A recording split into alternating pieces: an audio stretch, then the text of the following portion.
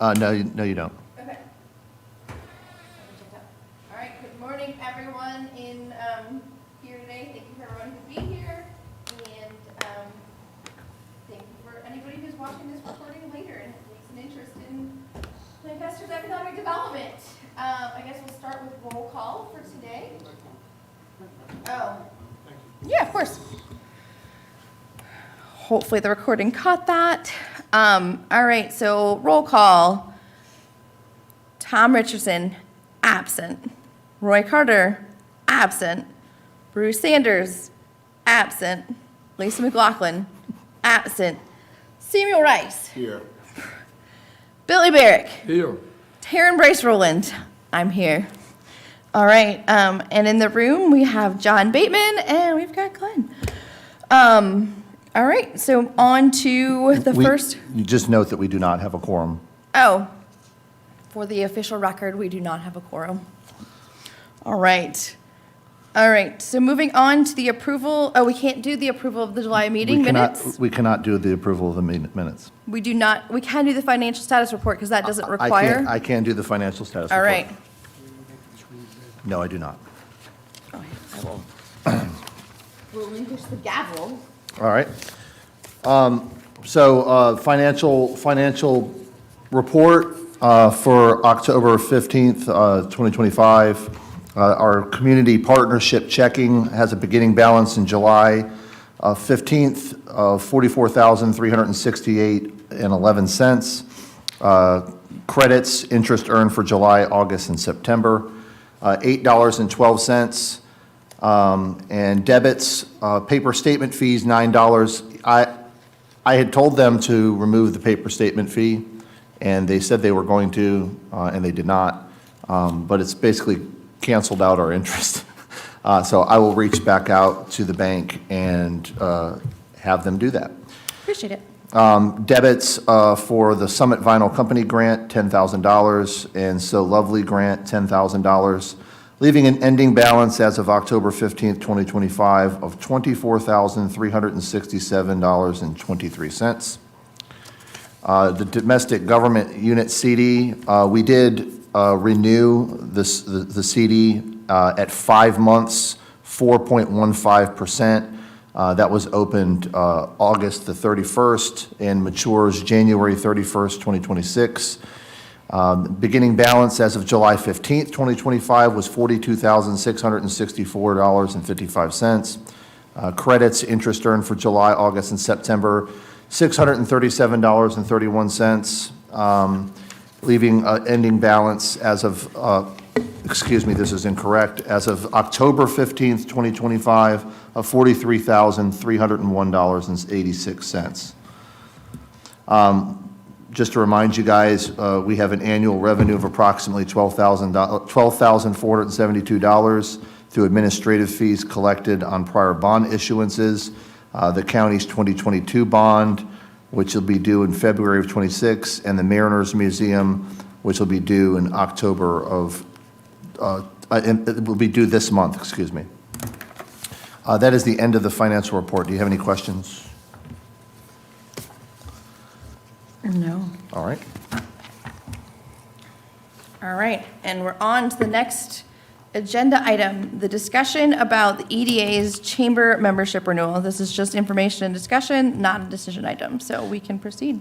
Yes, thank you. The Chamber of Commerce, as you all know, we are a top-tier chamber member and are trying to forge partnership with the chamber to provide resources to our local businesses. I've gotten them to reduce the annual membership fee to $900 from $1,300. It's actually $2,400 for that top-tier membership, but because we're hosting the Chamber's premier event at Windmill Point, at the beach, Westland Beach, at Windmill Point, and because it's a strategic kind of partnership with them, they've reduced it to $900. Got it. So that is due November the 1st, and we will pay that. And I don't think you need to take action on that. Okay, so, and to clarify, when you say we are hosting, the county is hosting by at the park? Yes, the county is co-hosting the Taste on the Point event at Westland Beach at Windmill Point, And the marina is also co-hosting. And I actually have tickets for all of you, complimentary tickets, 1 ticket apiece, and you can get those before you leave if you'd like. That's very exciting because I went and looked to buy tickets yesterday and they're all sold out. They So are sold out. They sold out within a week. That's fantastic. Yeah, and they kept the same amount of tickets, I believe, as they did in previous years. So they're really looking forward to be a success at the new location. But I was able to score you guys complimentary tickets. Thank you, John. It's November the 22nd. I believe it's the November the 22nd. Yeah, I think it is November the 22nd. So we will go ahead and renew the membership. Fantastic. Alrighty. All right, on to the next discussion item. A discussion about grant program changes. All right, so last time we met, we had turned our application into an online form. I believe Seth showed you guys that form. It's basically a Google form, very easy to fill out. It's the same exact application. It hasn't really changed much. In fact, it hasn't changed at all.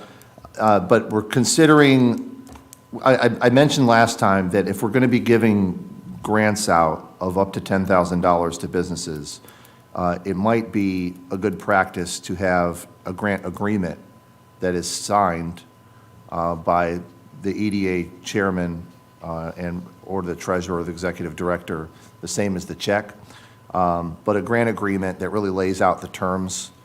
And we do have terms to our grants that we provide.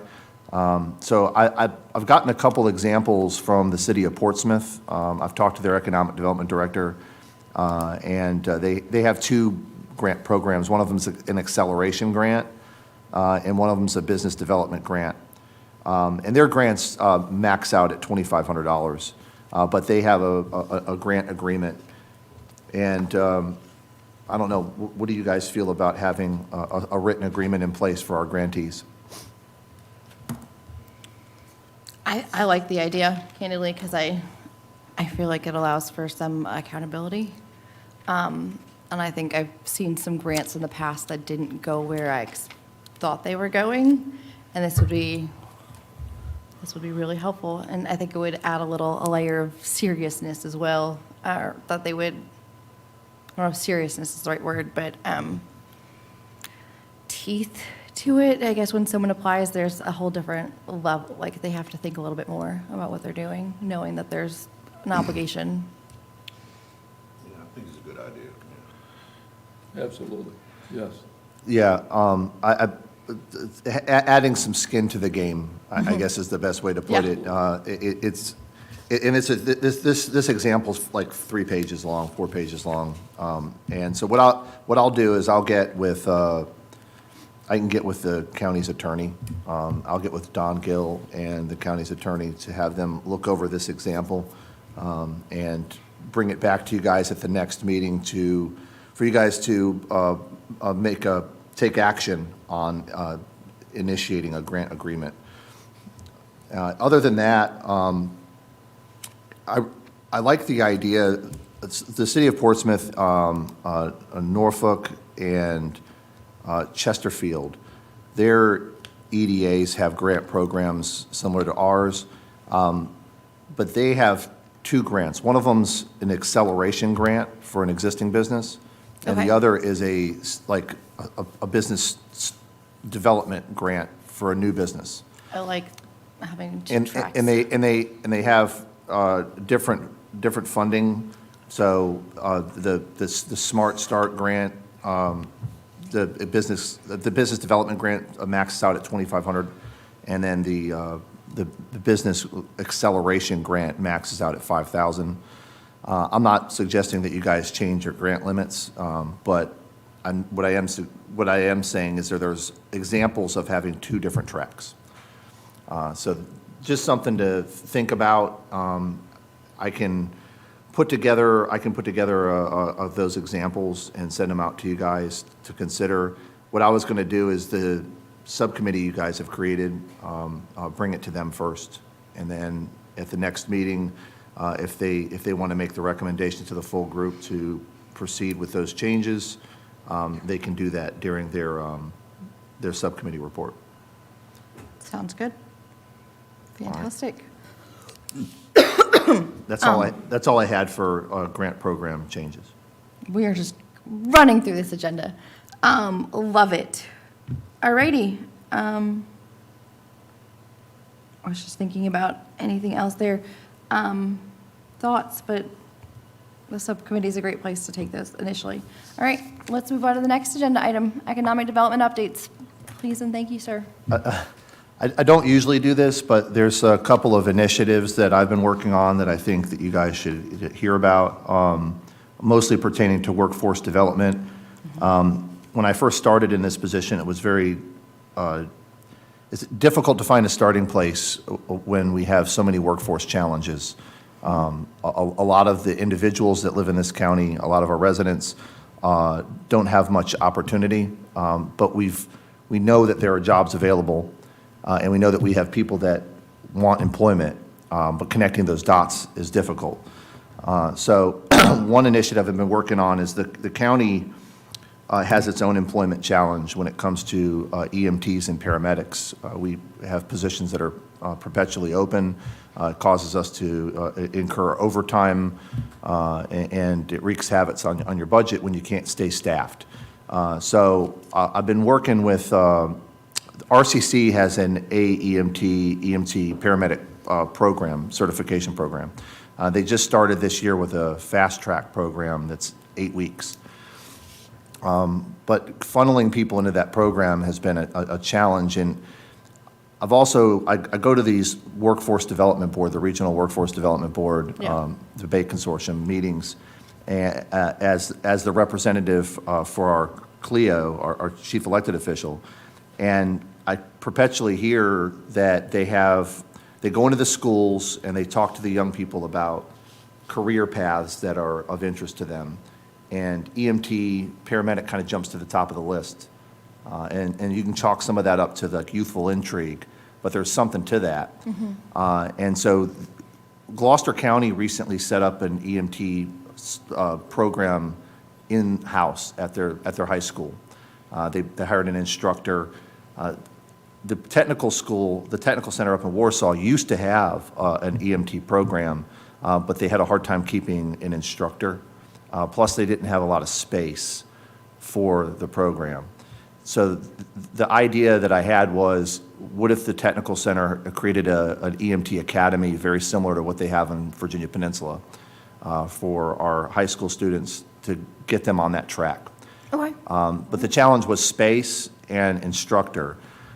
We have an identified instructor, but we're seeking an instructor. And the idea is that it could be housed at RCC Kilmarnock Center, where they already have a CNA program. So they already have some of the equipment, training equipment that would be needed. And then if we could set up this academy under the umbrella of the technical center, house it here in Lancaster County, the idea is to pipeline young people into their EMT certification. And perhaps you could, once they graduate high school, help funnel them into RCC's program to get them their paramedic certification. And as a county and other counties could take these open positions they have and offer them up as an incentive to finish that certification program. So kind of early stages in discussions. I've had a couple of meetings with RCC. I've had a meeting with our superintendent of schools, who's been having discussions with the other superintendents that oversee the technical center to see if that's a possibility. But I think EMT, CNA as well, are good entry points into the medical arts, medical sciences. So creating that career track career track at an early age is probably a good idea. The Bay Workforce Development Board also has a medical sciences talent initiative looking to create pipelines. So this is right in line with what they're trying to accomplish. So I just wanted to let you guys know about that. What is the expense of getting into that program? It's actually not as expensive as some other certifications. Lancaster County is currently putting on an EMT certification course. I think it'll be over at the end of this month or next month. Yeah, it's just a couple of $1,000s to really put someone through the training. RCC's, I think it was $7,500 to go from EMT, ANT to paramedic. So it's not a huge cost. Finding tuition assistance for these certification programs that the community colleges put on is a challenge. They have to, a lot of times, rely on grant funding to provide tuition support. So that's something that we need to address, is finding some way to provide tuition support for someone who's interested, or any candidate that's interested. I love it. Another initiative I'm working on is there's a business in Kilmarnock. It's a machining company called Turn Dynamics. They're a hub zone business, meaning they get government contracts. Currently, they manufacture gun parts for the Department of Defense. But this is a business. They've been in business for about 10 years. They had this growth and diversification plan to increase their employment by about 20 employees, invest about $10 million in their business to grow.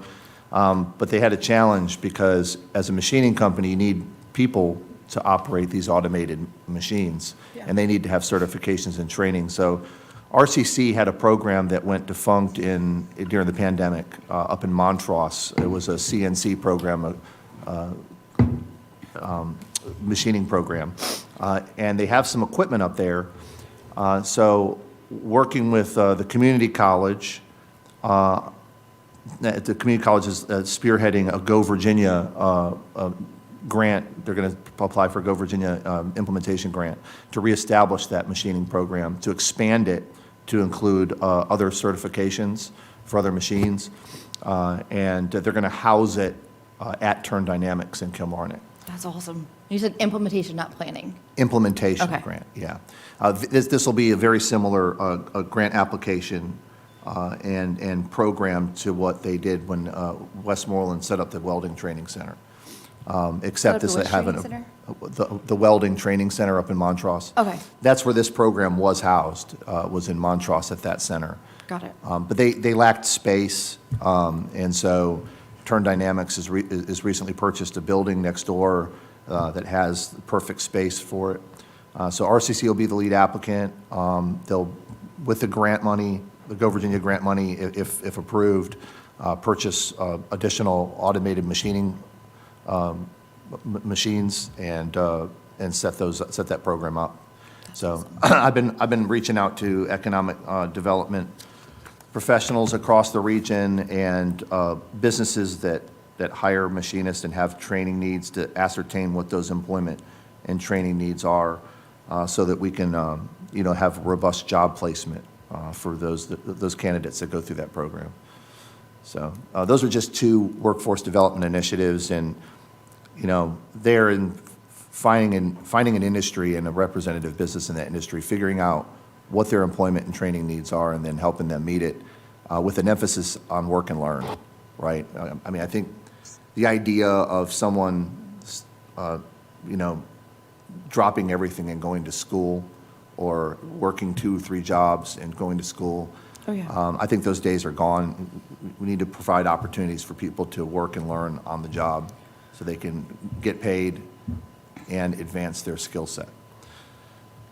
So those are two workforce development initiatives that we're working on, and I wanted to share with you guys. That's fantastic. Would it be possible to have Paul, someone from Lancaster 2035, Paul or someone else, come to a future meeting and brief us on workforce, just like more of a collaborative, I mean, because you can report it to us, but maybe something a little bit more collaborative in terms of I don't know what Lancaster 2035, that group, is doing today in terms of continuing to lead this direction, but. I'm actually glad that you asked that. We can definitely set that up. I think that's a very good idea. Okay. That'd be awesome, because I think, and I've shared an idea or two with you about ag and whatnot, and I think it would be good to start collaborating more on the future. I think so, and they can provide updates on the implementation of the goals and objectives of the 2035 plan. And perhaps there's areas where the EDA, in fact, there's actually at least one strategy in there that's directed at the EDA, for the EDA to expand its roles, and that's something that you guys we've been looking into with this subcommittee that you have. There might even be an opportunity for the subcommittee to meet with some members of the CBRAC to have kind of a work session, let's put it that way. That would be great. So, yeah, I can arrange that. Okay. Fantastic. Fantastic. Awesome. All right. Does anybody else have any other business that they would like to raise? I have questions for John while we're here, but ideas, thoughts? John, do we have any, one of the questions I have is, it seems like there's growth in the county right now, and I don't have a sense of what it is beyond what businesses I see pop up. Do you have any off the top of your head? I mean, I'm putting you on the spot, but general trends that you can share with us that you guys are paying attention to? And this could just be like, housing's going up. There's been growth in the fast food service sector, That's for sure. which doesn't provide the best employment opportunity Right. for our residents.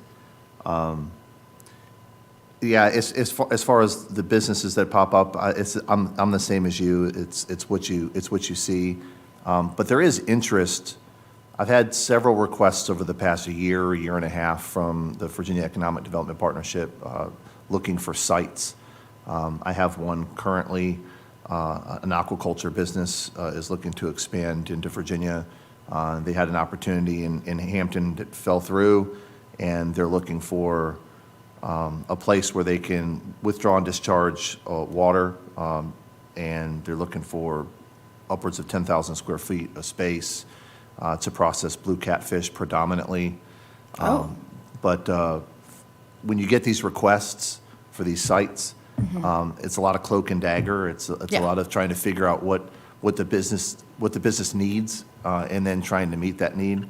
And it's a lot of times this county is and others are put on their back heels because we don't have the data. Right. We don't have a list of available properties.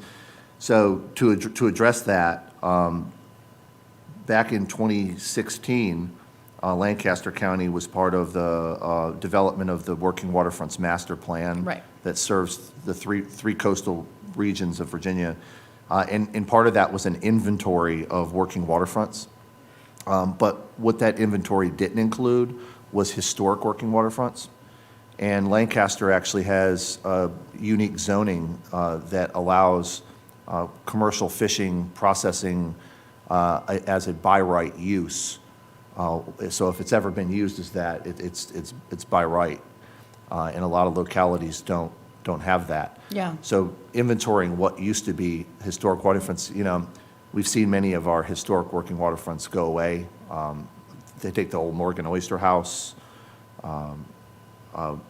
Rappahannock Yachts is another one.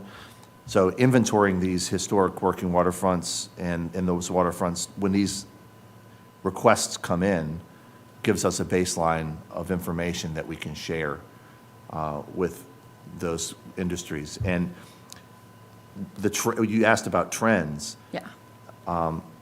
When it comes to commercial fishing, I'm seeing a trend where it's making a pretty big comeback in the Chesapeake Bay and its tributaries. There are companies like this that are, this is like the third company that's interested in opening up a processing facility specifically for blue catfish. And so something's driving that. Yeah. And I think figuring out, when it comes to blue catfish particularly, figuring out the profitability model and how you can market. So we've signed on, Lancaster has signed on with Middlesex County, and they got a Go Virginia planning grant. Sure. To look at blue catfish and to really figure out what the markets are. But I have processors like Still Kickin' who already know what their market is for it. Right. And they have an international market. So I think there's a trend in commercial fishing and processing. And I think a lot of that's driven by the watermen who are, this is what I'm catching, tell me how to profit off of it. Right. So that's one trend. When it comes to the sites, having sites ready, that's important. So again, Lancaster County is partnering with Westmoreland County to get a planning grant from Go Virginia to do a site selection, go through a site inventory process. And so as part of this grant that'll go before Go Virginia next Monday, we would identify 5 sites in Lancaster County that would be suitable to go through a site selection process through VEDP, the full process to get them site ready. Fantastic. Yeah, and I'm not, I mean, obviously, a lot of these sites require public water and sewer, so in and around Kilmarnock, you got to think some sites will jump to the top of the priority list there. Yeah. But also in the back of my mind are requests like the one that I've gotten from a processing facility that's looking for something on the water. And they're looking at the Rappahannock River specifically because of all the efforts to keep it clean, Okay. and to keep it pristine. Yeah. These companies are very interested in that water body specifically. And we have the quality of life here in this county to bring in a company like that that has, let's say somewhere between 10 and 20 employees, and we can provide that quality of life. It's just having the right site and being ready for the requests when they come in. So we're trying to do that. But when it comes to trends, it's really hard to pin it down. Yeah. You got to kind of keep your ear to the ground. I'm thinking, so I want to circle back for blue catfish for folks who may or may not know. Blue catfish are an invasive species that are actually wrecking the ecosystem here. So there's a major push in Virginia, but especially with different groups on the Rappahannock to try to do things to reduce the population in a with sustainability in mind. So that's why I think there's an increased interest in blue catfish, is because there's also support at the state level to do something with blue catfish. And the federal level, Rob Whitman is helping to patron a piece of legislation in the Congress. But when you talk to a waterman, talk is cheap. Yeah. They're done talking. Right. This is what I'm catching. Tell me where to land it, and tell me what you're going to pay me for it, per pound. And, we're not looking for 47 cents a pound. I think we're trying to get $1 a pound Sure. on this fish, because it's not just about fillets, it's not just about, there's a lot of value to that fish outside of just fillets. Sure. Awesome. And then, so workforce housing is one of the areas I know you're doing a lot of work on, and I'm curious about the trends there, because I'm seeing development and new houses being built, and I don't know if they're having an impact on, I'm seeing housing prices also drop some, so I don't know what the general trends are there. If you look at some of the developments that are happening, and most of it's happening in the town of Kilmarnock or just outside of the town. For instance, the developments happening in Hills Quarter, these units are advertised at starting in the 3s. I haven't seen one sell for under 4. Okay. With the add-ons that Statesman brings to it. Sure. In the newspaper, in the Rappahannock Record this morning, the town of Kilmarnock approved a rezoning for residential development on East Church Street. I think they upped the density to residential 2. And I think that the entity there is trying to create some single-family homes, but I doubt they'll be affordable. Sure. So housing affordability is tricky. Yeah. The market isn't there at the moment. Right. And I've come to the conclusion personally that it takes an influx of investment outside of private investments. It takes some public investment. Sure. To actually create affordable housing. I mean, the one place we have, Mercer Place in Kilmarnock, was a lot of private donation, a lot of public funding, tax credits, these kind of things to create it. So on that front, when I went through the community investment training through the Federal Reserve Bank, I saw a lot of examples from across Virginia and across the Fed region of affordable housing projects and funded in a variety of different ways. Yeah. I've had developers in the last year and a half come to me wanting to take advantage of some of the assets the county owns to develop affordable housing. They want to develop affordable housing, but they also want something in return. Sure. They want you to give them the land or access to public water and sewer. So on that front, it's really looking at what assets we as a county have and what assets other entities in the county have. One example is a lot of the faith-based institutions, the churches, have land assets. Yeah. And they have building assets. And the General Assembly recently, through affirmative legislation, recognized that they have the ability to build affordable housing on those assets. So I've met strategically with the the Baptist Association and separately with the Ministerial Association. And for the uninitiated, the Baptist Association represents most of the black churches in the county. Yeah. And the Ministerial Association represents a lot of the other churches. They have some really forward-thinking leadership, so that's exciting. Yeah, so I've met strategically with them, with Habitat for Humanity, to basically say that why don't we pool our assets and try to create a affordable housing development. Let's pool our assets to one cause. And I've had some success. Habitat for Humanity owns a 14-acre parcel near the intersection of River Road and Belle Isle. The county actually donated them that parcel years ago. And working with them and had meetings with them and Bay Aging to potentially develop affordable housing on the site. So we're looking at a Virginia housing grant, planning grant to, back into some development scenarios for the parcel. It's not the greatest piece of land, but there are other churches that have land assets that have shown an interest in wanting to do affordable housing. So it's just a matter of kind of bringing the right people together, figuring out how you can pay for it. Yeah. Which is a challenge, but there's definitely opportunities. And then the county has other assets. We have a Good Luck Road property, 150 acres, and we have old school buildings. And I've seen redevelopment projects across the state of school buildings into affordable housing units. So we have opportunities, and I'm diligently seeking them out. I know. It's very exciting. Yeah. I think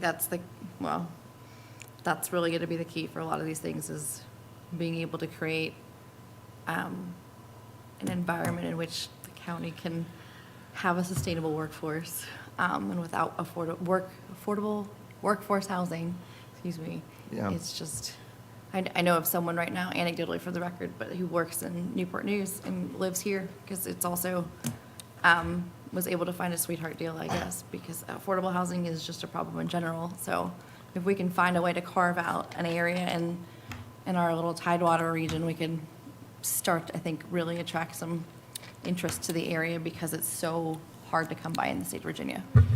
Yeah, I mentioned Turn Dynamics earlier. They have an employee that lives in Chesapeake. They have another one that lives in Franklin.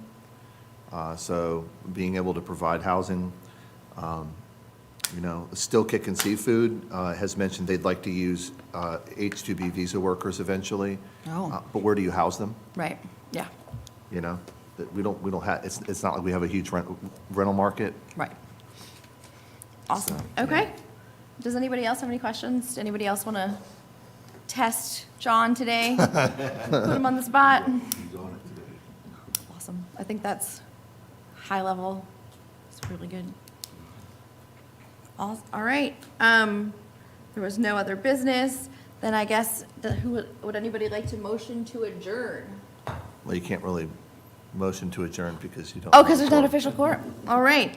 Well, then I'm just adjourning our meeting. We're done, folks. It's done.